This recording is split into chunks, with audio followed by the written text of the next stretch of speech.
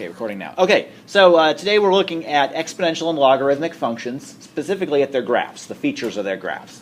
So we're going to be sketching them, particularly their asymptotes, their intercepts, and a point that I'm going to call their base point.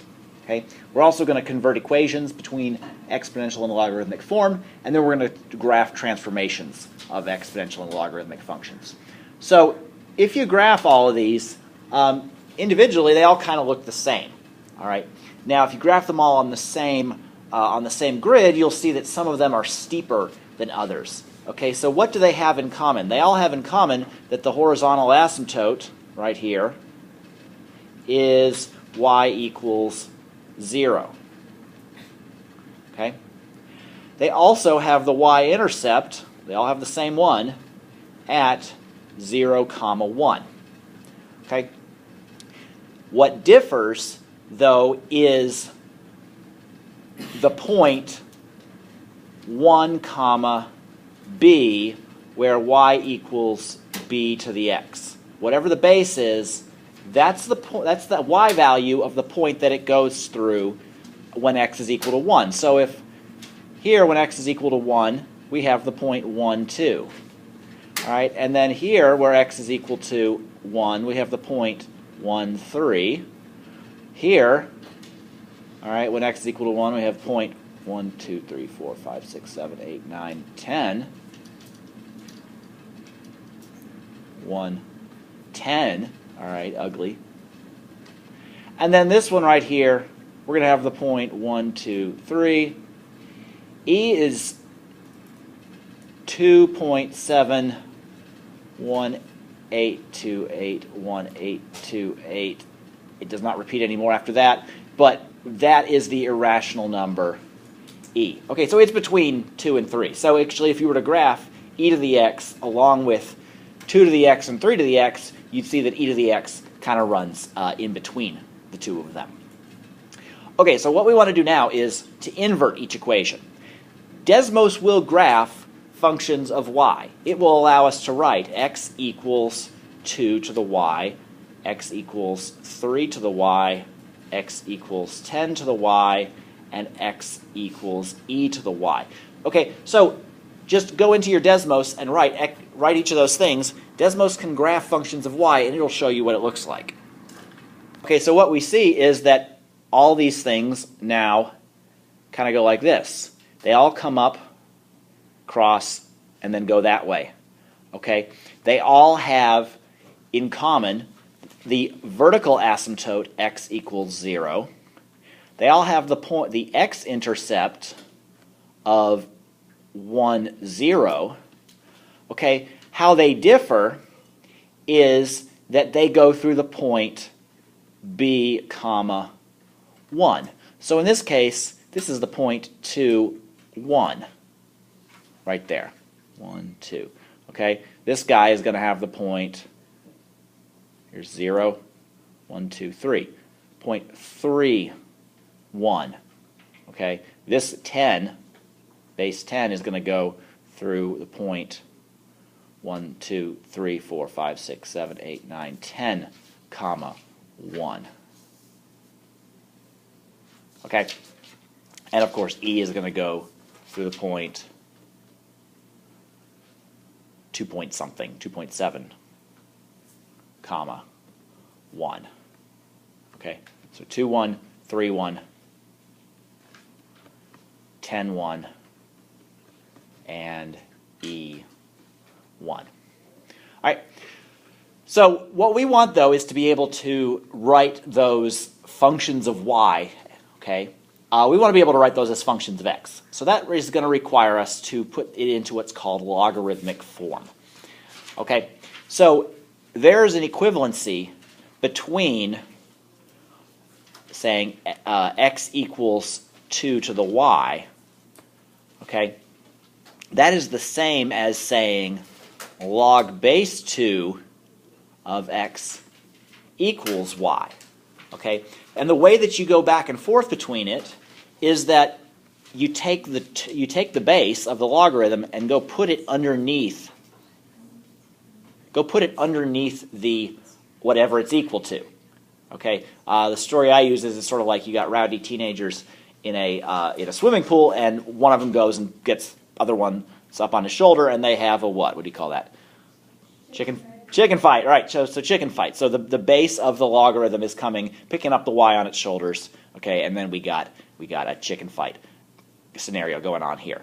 Okay. The other way to look at it is to say, all right, we've got x equals, and I'm going to leave a little bit of space here, 2 to the y. Okay, I'm going to take my log chopper.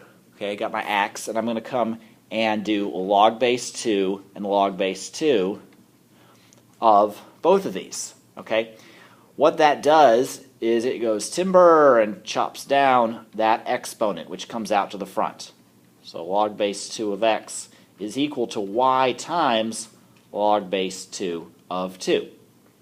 And log base anything of that same number right here is equal to 1. Okay, it essentially cancels out. So this gives us y equals log base 2 of x. Okay, so you can think of it in either direction. Okay, sometimes it'll be useful to write it just think of it in terms of the chicken fight. Sometimes it'll be useful if you already have the exponential form. Take the log of both sides.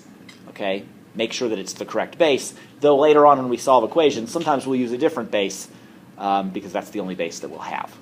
Okay, so if you were to type these things into Desmos, in fact, let's try typing y equals log base 2 into Desmos. Okay, you want to find the function button. It's in the lower right-hand corner.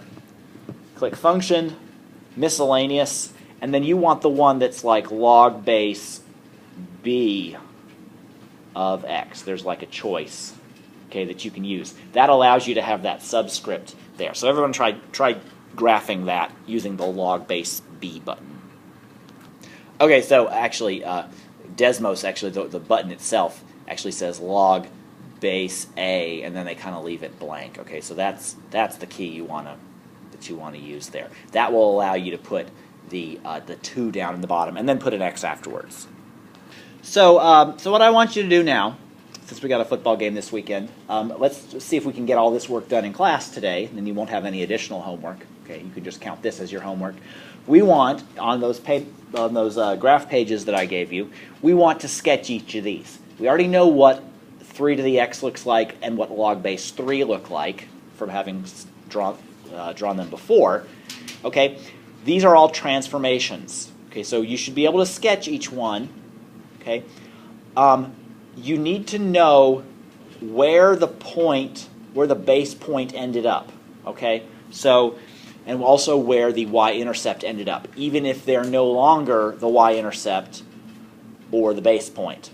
Okay, or going through x equals 1. Okay, and then over here it's the x-intercept, and the other base point, okay, is no longer going to be at a height of 1 necessarily. Okay, so so sketch each of these things. Be able to describe what happened to each of these things.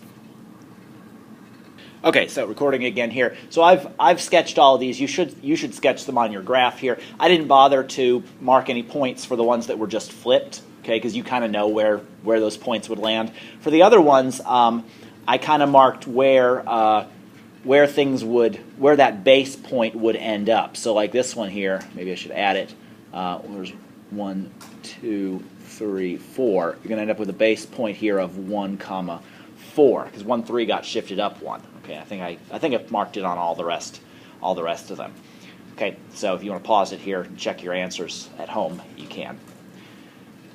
Now, okay, this very last thing here, we want to explain how the equation of this function produces the features of its graph. Well, I put a whole bunch of stuff on there. All right, first thing I'm going to look at is this is an exponential function. Okay, normally it would have a horizontal asymptote of y equals 0.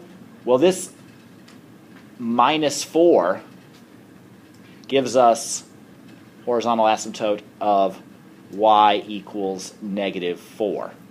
Okay, so it got shifted down. That's why we're seeing this horizontal asymptote right here. Okay, it has also been flipped over the negative x flips over the y-axis. Okay? So that's why it's running up there and sideways there. And then finally, the 2 doubles the y-intercept. And this is the y-intercept measured above the horizontal asymptote. So the doubles the y-intercept's distance above the horizontal asymptote. So normally I would be going through the point 1 unit above, like that.